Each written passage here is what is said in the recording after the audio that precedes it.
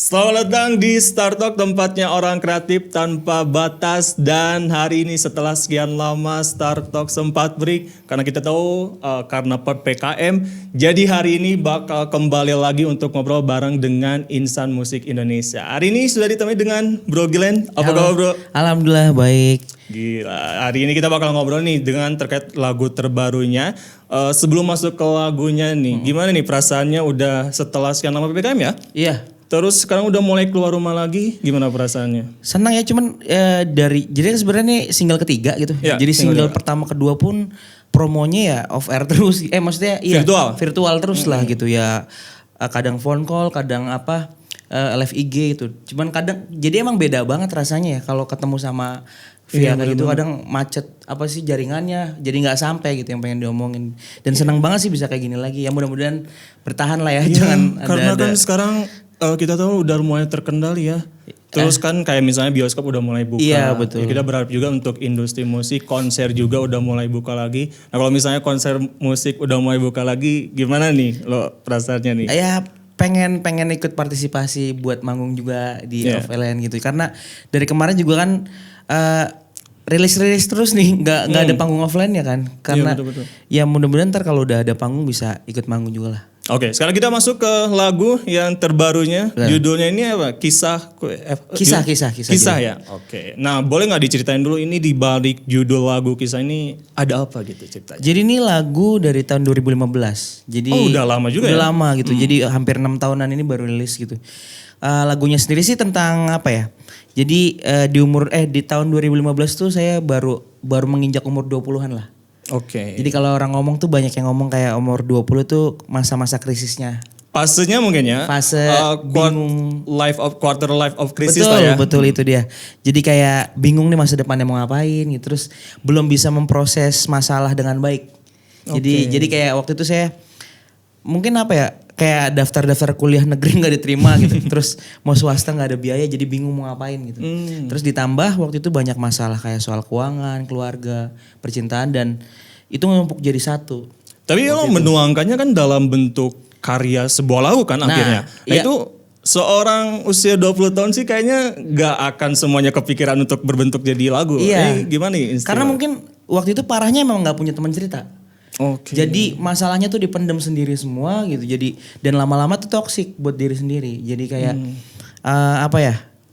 susah tidur lah, kesehatannya juga makan nggak enak segala macam gitu. Jadi kepikiran terus tiap hari. Udah mulai ngerasa kayak ini tuh harus dilampiasin, sampai pikiran pengen bunuh diri pun ada waktu itu gitu. Waduh. Iya makanya umur segitu emang rawan banget kan gitu. Iya betul. Dan akhirnya kayak gimana caranya buat ngerilis nih rasanya biar sedihnya hilang gitu. Waktu itu kepikirannya cuman karena ada gitar, jadi coba nulis lagu dan nggak nyampe 10 menit lagunya jadi lagu kisah ini gitu. Oh sebenarnya untuk lagunya sendiri memang proses pembuatannya cepat kan ya? Cepat karena mungkin lagi ngerasain banget ya waktu itu. Dan akhirnya lagu kisah ini jadi media penyalur saya buat seenggaknya meredakan rasa sedihnya waktu itulah. Gitu. Jadi itu yang lo alami pada tahun 2015 ya. Maksudnya titik, apakah itu memang bisa jadi titik terendah lo atau? Iya, bisa dibilang itu titik paling terendah sih waktu itu. Paling terendah. Karena memang ya itu umur 20-an kena masalah yang begitu banyak di satu waktu gitu. Dan ya itu gak punya teman cerita juga. Jadi mungkin kan kalau misalnya punya teman cerita bisa sharing nih. Dan waktu itu ngerasa kayak punya pikiran negatif sama Tuhan sama lingkungan. Jadi kayak apa gua doang yang ngerasa kayak gini gitu. Gua doang punya cobaan seberat ini. Sebenarnya kalau setelah gua ngobrol sama orang-orang banyak sekarang ini, ya mungkin gak seberat itu dulu gitu. Dan lo untuk ngelewatin fasenya itu seperti apa gitu di titik terendah itu? Karena kan itu bukan sesuatu hal yang mudah ya. Betul. Jadi gue ke-trigger waktu itu, gak tahu memang ini udah mungkin jalan buat gue keluar dari masalahnya lewat, gue pernah nonton podcastnya Gofar sama Ardhito Pramono. Jadi mereka ngomongin soal isu-isu mental juga gitu, yang Ardhito waktu itu pernah mungkin ngalamin depresi kayak gue juga waktu itu. Terus dan gue bisa ambil kesimpulan di situ kayak hal yang bikin makin parah adalah memendam semuanya sendiri. Dan gue punya penilaian akhirnya, ternyata gue kalau punya masalah nih emang harus dirilis nih, harus diceritain gitu. Walaupun waktu itu memang gue punya trust issue sama orang lain. Jadi misalnya ada orang yang cerita ke gue soal, tanya ke gue nih, lu kenapa gitu. Terus gue kayak ngomong, ala ini orang mau kepo doang nih gitu. Cuman pengen tahu masalah gue doang gitu. Yang sebenarnya mungkin mereka pengen bantu gue, tapi gue nutup diri buat mereka gitu. Oke. Jadi intinya ya gue akhirnya nemuin solusinya, gue harus cerita dan rilis rasanya. Gue sendiri akhirnya nemu cara buat apa ya, kalau lagi sedih tuh ngerilisnya lewat lagu. Jadi nulis lagu gitu. Dan teman cerita gue ya lagu-lagu itu sebenarnya gitu akhirnya. Oh keren ya. Dan untuk lagu-lagu sendiri ini belum sifatnya komersial berarti ya? Masih untuk Iya waktu diri itu sendiri ya? jadi penyanyi kamar aja sebenarnya. Penyanyi Jadi kamar ya. bikin lagu terus nyanyiin sendiri aja, bayangin depan penonton gitu-gitu doang sih paling. Oke. Dan kalau misalnya berbicara karir musik lo itu, lo tuh memulai karir musik tuh dari apa nih? Mulainya dari mana nih? Sebenarnya kalau main musik ya, kalau main musiknya dari kecil sih. Karena memang nggak pernah dijauhin dari lingkungan musik. Jadi SMP, SMA gitu tuh ikutnya ekskul musik, vokal grup kayak paduan suara gitu terus. Ada turunan juga kan misalnya orang tua? Ada orang tua, cuman agak menyimpang orang tua, dangdut banget gitu. Oh, aduh. Jadi orang tua dangdut, terus nggak tahu kenapa sih akhirnya gue ke genrenya sekarang agak beda. Tapi lo bisa nyanyi musik Wah, dangdut? nggak bisa, itu Susah kelemahan sih ya, gue. emang punya teknik khusus kan ya Iya, untuk nyanyi dangdut. bener. Terus paling yang kalau bisa dibilang apa ya, karir profesionalnya banget tahun kemarin sih, semenjak rilis single pertama yang gue ngerasa gue akhirnya dinaungin satu label gitu, terus yang emang semuanya dikerjakan secara profesional gitu. Karena kan dulu sebenarnya sebelum masuk label pun gue sempat rilis lagu, cuman masih ya asal rilis gitu, nggak ada plan promo, nggak ada apa segala macam. Dan akhirnya kayak tahun kemarin tuh ngerasa gue udah nyebur di musik nih, udahlah sekalian aja gitu. Jadi tahun kemarin sih sebenarnya kalau dibilang. Tahun kemarin untuk memulai secara profesional mungkin ya, Iya, untuk rilis lagu. Dan kalau Klise itu lagu keberapa tuh lagu pertama? Oh lagu itu pertama. yang langsung meledak ya Spotify. Lumayan alhamdulillah udah. Jadi itu jadi batu loncatan ya ibaratnya. Iya. Dan itu kayak jadi salah satu trigger apa ya. Karena mungkin waktu itu karena gue yang tadinya penyanyi kamar gitu. Terus tiba-tiba gue rilis lagu langsung ditangani orang-orang yang profesional juga kan. Maksudnya kayak orang-orang yang lumayan udah besar juga di musik gitu. Jadi kayak ngerasa di situ apa mungkin ini kesempatan gue gitu-gitu sih. Oh, keren. Dan lu juga kan mulai ini ya kalau nggak salah tuh penyanyi kafe dari Iya kafe-kafe. betul. Jadi sebelum itu, Oke. ini gimana nih nasib penyanyi kafe sekarang nih? Sedih. Yang lo tau ya? Sedih. Wow, Jadi iya sih. emang apa ya? Memang kan kafe berjalannya karena ada penonton kan. Maksudnya Iya, betul. ada pengunjung Ada segala pengunjung. macam. Cuman karena PPKM dan dibatasi, ya bener-bener kemarin sempat hampir berapa ya? 6 bulanan kali. 6 bulan gue nggak bener-bener nggak ada job, nggak ada Lumayan kerjaan gitu. panjang ya. Panjang. Dan apa ya? Ya harus sekarang emang akhirnya gue sadar ternyata segimanapun settle di main musik di kafe segala macam emang harus punya sampingan. Iya, karena emang ini nggak bisa direncanain sama sekali kan kondisi kayak gini gitu. Ya kita Nggak nggak tahu gitu berharap. Iya, betul. Iya, akhirnya kayak gue sendiri udah mulai apa ya? Udah hopeless judul kemarin tuh kayak udahlah gue main-main bikin karya aja terus akhirnya malah fokusnya bikin lagu terus Dan itu bisa jadi titik terendah juga gak sih? Pandemi lagi apa ya banyak banget ya? Karena mungkin fasenya beda ya. Karena dulu umur 20-an gue tuh belum bisa ngadepin, tahu nih cara ngadepinnya gimana gitu. Cuman karena udah waktu itu udah kena kayak gitu, sekarang tuh kayak lebih lebih tahu nih gue mau ngapain gitu. Setelah ini kayak misalnya gue kena masalah ini gitu. Ya udah tunggu aja ntar juga selesai gitu-gitu loh. Masih ada sabarnya gitu. Tapi emang proses pendewasaannya juga akan lebih lebih terasa juga ya? Iya benar. Pendewasaan juga. Masih penasaran, maksudnya lagu juga kan berdampak pastinya. Kalau misalnya memang banyak sekali musisi kafe gitu yang berdampak. Nah itu apa ya? Salah satunya dituangkan juga lewat karya lagu ini juga. Pada akhirnya iya karena memang apa ya? Kan relate kan ya? Iya relate terus dan karena gue nggak bisa ngapa-ngapain kan kayak di rumah terus gitu. Jadi malah lebih produktif jadi kayak tiap hari ketemunya cuman gitar, ketemunya di rumah gitu akhirnya gue kebanyakan malah sekarang bikin lagu terus. Cuman memang kan udah beberapa waktu belakangan ini udah mulai ada buka-buka nih gitu. Udah mulai ada kegiatan kanan kiri lah gitu. Ya mudah-mudahan situasinya bisa kembali normal karena kita tahu dampaknya itu luar biasa banget. Iya, betul. Terutama industri musik itu, wow itu banyak yang pada akhirnya ibaratnya tutup gitu ya, tutup buku lah ibarat. Tapi gue sih berharap situasi ini bisa lekas membaik juga. Amin. Tentu kangen juga nih dengan salah satu konser pastinya ya.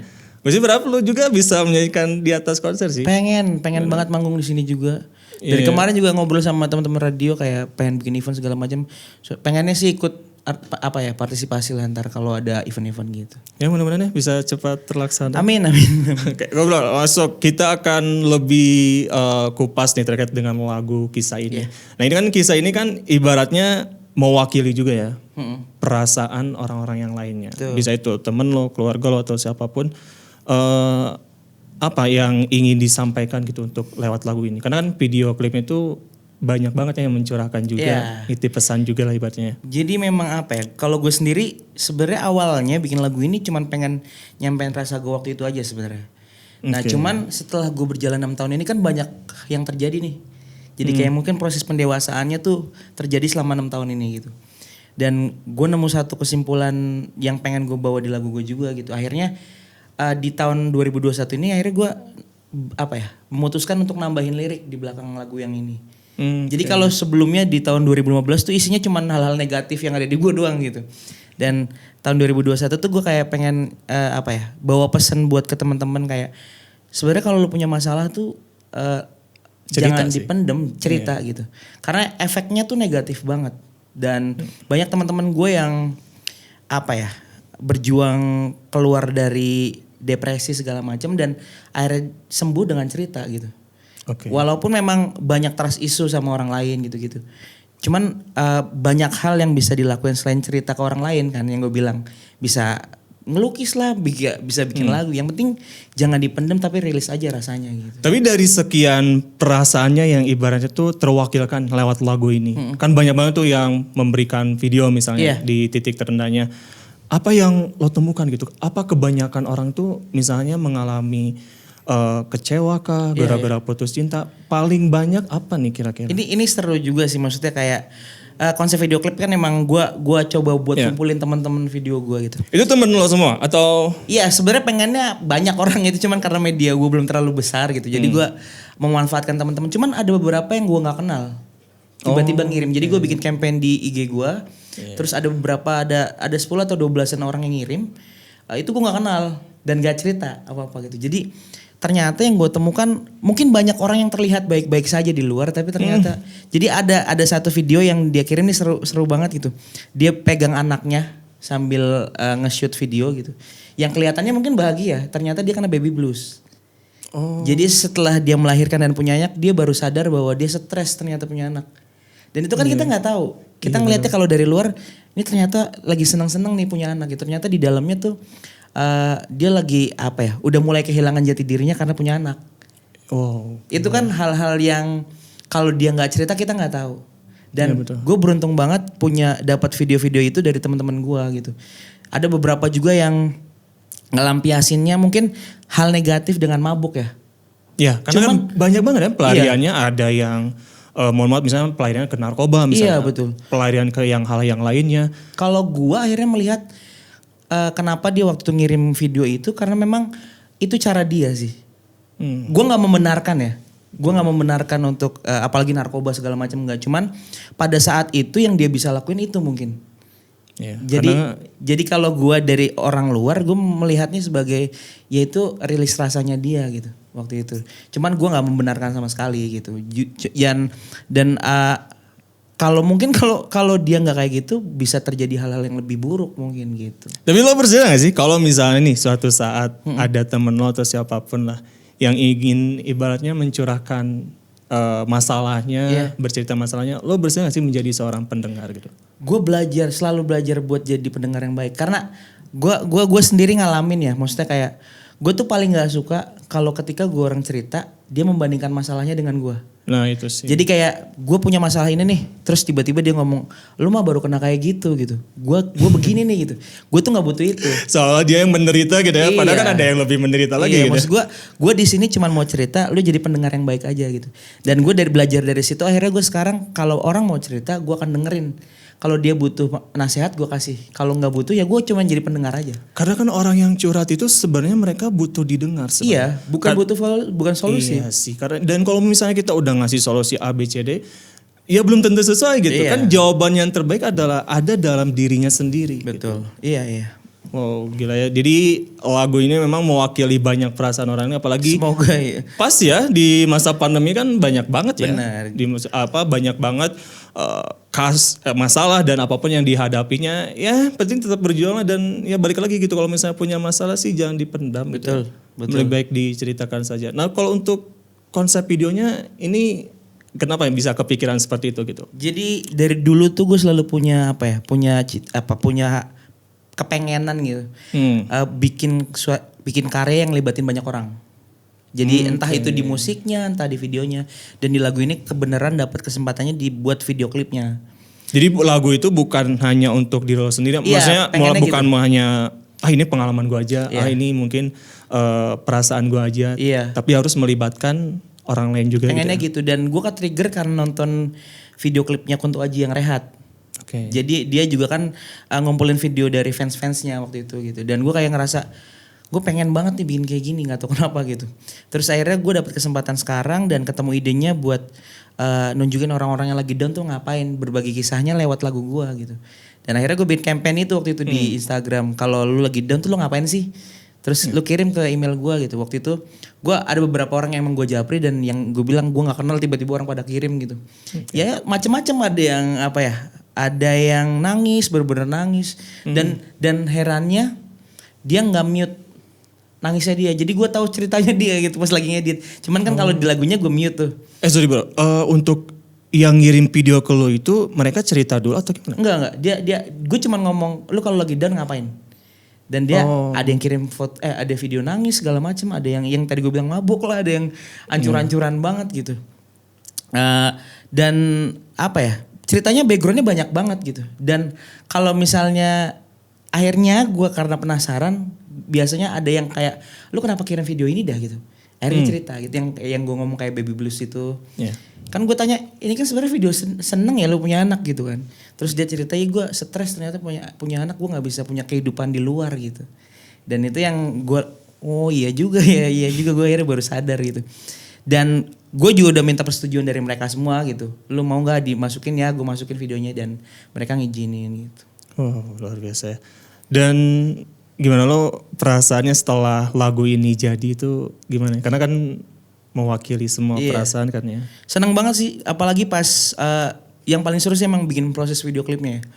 Jadi gue sama editor gue di Hollywood Record gitu pas lagi ngejahit videonya tuh, setelah kelar kita nonton bareng-bareng tuh merinding sendiri. Jadi kayak anjing keren banget ya, keren banget nih gitu-gitu kan ya. Terus pas udah kayak gue ngerasa ini lagu harusnya bisa buat buat banyak relate sama orang lain lah gitu. Dan gue sadar emang yang ngerasain hal kayak gini emang bukan gue doang gitu. Kebanyakan orang mungkin ngerasain tapi ada yang mau cerita, ada yang enggak gitu. Oke. Tapi kalau gue nyangka ya, lagu ini lebih ke arahnya tentang percintaan sih. Ya mungkin apakah memang putus cinta, patah hati dan segala macam lainnya. Ya walaupun memang agak relate juga ya. Tapi ternyata di balik itu banyak permasalahan hal yang lain yang bahkan mungkin tidak semua orang tahu. Tapi dia memendam sendiri dan ya dampaknya untuk dia sendiri dan juga ya ngaruh juga pada kesehatan mental. Dan mungkin pesan yang lo ingin sampaikan ketika misalnya orang punya masalah, entah itu masalah apapun. Ya karena kita tahu ya, kalau misalnya nih nongkrong nih ceritanya. Kadang kita cerita gitu ke orang. Besoknya orang ini ceritain lagi ke orang lain. Nah, itu juga jadi keresahan gue awal. Kenapa makanya gue gak mau cerita. Oh itu yang menyebabkan trust issue itu ya salah satunya ya. Cuman setelah gue sekarang belajar gitu, gue sekarang akan cerita kalau emang gue butuh cerita sama siapapun. Karena gue merasa gini, ketika gue cerita masalah gue nih, berarti nanti akan selesai. Gue percayanya itu. Jadi ketika nanti dia mau ceritain ke orang lain, dan gue udah dulu tuh mungkin karena gue belum bisa nerima masalah di diri gue. Jadi gue belum bisa nerima gue tuh kalah. Gue belum bisa nerima gue punya masalah. Jadi gue banyak denial sama banyak hal gitu. Masih menutup hati gak sih di sebetulnya? Iya jelas banget gitu. Dan akhirnya pas sudah sekarang gue mulai, lalu gue cerita aja, terserah ntar lu mau ceritain lagi ke orang. Dan gue akan lakuin itu karena itu pernah jadi bagian dari gue gitu. Dan gak bisa gue lepasin kan.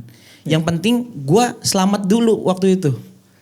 Jadi jangan sampai kayak karena gue tensin atau gue takut ini orang cerita lagi ke orang lain, gue nggak mau cerita sama dia gitu. Terus pas udah di rumah gue jadi pikirannya makin kalut. Lebih baik gue ceritain aja, terserah ntar lu mau cerita lagi ke orang lain, itu bukan urusan gue, itu urusan lu sama orang lain itu gitu.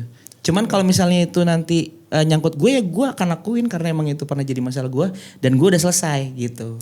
Dan kalau menurut lo nih, kalau misalnya kita punya masalah, kira-kira orang yang tepat untuk misalnya bercerita, apakah mungkin teman, keluarga atau?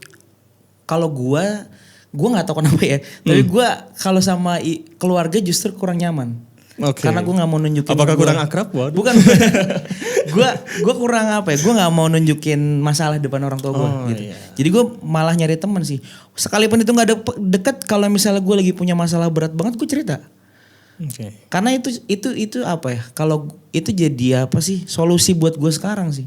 Yang gue temuin, makanya gue pengen bawa pesen ini ke lagu gue gitu. Biar teman-teman juga tahu ya ini solusi gue nih gitu. Dan salah satunya lagi ya lagu sih, emang yang gue dapet bikin tenang tuh setelah gue bikin lagu gitu. Gitu. Wow, sebenarnya sih banyak banget hal yang ingin gue katakan. Karena kalau misalnya berbicara tentang apa ya, kesehatan mental atau misalnya tentang permasalahan-permasalahan yang dihadapi terutama pandemi sih nggak akan ada habisnya sih sebenarnya. Betul. Nah kalau untuk lo sendiri, kira-kira nih untuk kedepannya kira bakal ada project yang sama lagi kah, seperti misalnya mewakili perasaan orang lain lagi? Jadi, untuk kedepannya seperti apa? Gue sebenarnya gue lagi berusaha untuk nggak nulis soal cinta-cintaan terus gitu. Jadi tapi nanti abis ini kan gue insya Allah mudah-mudahan ada rilis single baru, itu tetap ngomongin cinta-cintaan, cuman gue belajar buat ceritain masalahnya orang lain. Jadi bukan dari sisi gue gitu. Jadi ada teman gue cerita ke gue dan gue ceritain lewat lagu gue gitu. Dan kalau isu-isu yang lain tuh soal lingkungan sosial ada, cuman nanti ada juga? Ada. Cuman nanti di album, mudah-mudahan di rangkaian album sih ya. Kalau single next sih masih cinta-cintaan juga sih. Gue penasaran sih, lo tuh kalau misalnya bikin lagu tuh proses pengamatannya atau observasinya tuh seperti apa gitu? Sampai menemukan banyak ide sampai ya itu untuk bisa menjadi lagu itu. Gue tuh justru karena gue nggak membatasi kali ya. Jadi banyak banget. Gue kadang nonton film nih, drakor gitu, drama Korea gitu. Kayak gue suka nonton drakor gitu. Tiba-tiba kayak filmnya dan dramanya nyentuh banget ke gue, jadi lagu. Jadi inspirasi ya? Iya, jadi banyak banget. Kadang juga yang lu kayak klise tuh lahirnya karena gue suka kata klise. Jadi bukan karena ada ceritanya gitu. Jadi waktu gue genjreng gitar terus ada kata di pikiran tuh klise, bagus gitu. Dia jadi lagu, jadi rangkaian cerita dan ternyata akhirnya setelah gue pikir-pikir, oh ini kisah gue dulu sama ini nih pacar gue dulu gitu. Oh jadi teringat gitu ya? Iya, jadi banyak banget dan unik-unik sih ceritanya gitu. Jadi kalau sumber inspirasinya, dan gue juga nggak mau membatasi harus dari gue terus gitu. Gue akan ngelihat lingkungan, terus kadang dari berita gitu-gitu. Oke. Ya Glenn, thank you banget. Terima kasih banyak. Datang ke sini, udah bercerita juga banyak hal terkait dengan lagu kisah. Yang pasti sih mudah-mudahan bisa mewakili perasaan dari Sobat Glamers. Kalaupun misalnya punya masalah, balik lagi mending cerita ke siapapun, ke orang terdekat. Dan daripada dipendam sendiri, yang ada ya hanya hadir dalam bentuk penyesalan sih. Oke Glenn, ini pertanyaan penutup. Kalau misalnya nih Glenn yang 5 tahun ke depan, misalnya karena YouTube ini kan bisa ditonton beberapa tahun ke depan ya. Kalau misalnya nanti Glenn yang suatu saat 5 tahun ke depan akan nonton lagi video ini, apa yang ingin lo sampaikan untuk Glenn yang sedang nonton di 5 tahun yang akan datang? Apa ya, paling gue bangga jadi gue yang sekarang gitu. Karena gue bisa keluar dari fase gue yang bener-bener depresi waktu itu. Dan untung gak sampai yang gue ngelakuin hal terburuk yang bisa gue lakuin waktu itu gitu. Dan gue apa juga ya, ngomong bisa di titik ini tuh berarti karena kerja keras lo gitu. Mungkin banyak bantuan dari orang lain tapi lu nggak bisa mungkirin bahwa ini emang kerja keras lu juga gitu. Jadi lu harus belajar mulai menyayangi diri lu sendiri lah. Oke, luar biasa. Kita sudah ngobrol banyak dengan Glenn. Glenn, pokoknya ditunggu untuk karya selanjutnya. Gue harap sih, mudah-mudahan sih untuk industri musik ini makin menggeliat lagi dan juga dibuka nih untuk terkait dengan konser supaya nanti industri musik bisa semakin maju lagi. Yang pasti untuk Sobat Glemas juga yang mau berkarya pun jangan pernah ragu. Ingat karya yang jelek pun masih bisa diperbaiki dibanding gak mulai sama sekali. Nah, kalau gitu terima kasih, saya Aldi Salman Denaldi. Sampai jumpa lagi di Star Talk. Tentunya tempat orang-orang kreatif tanpa batas. Bye.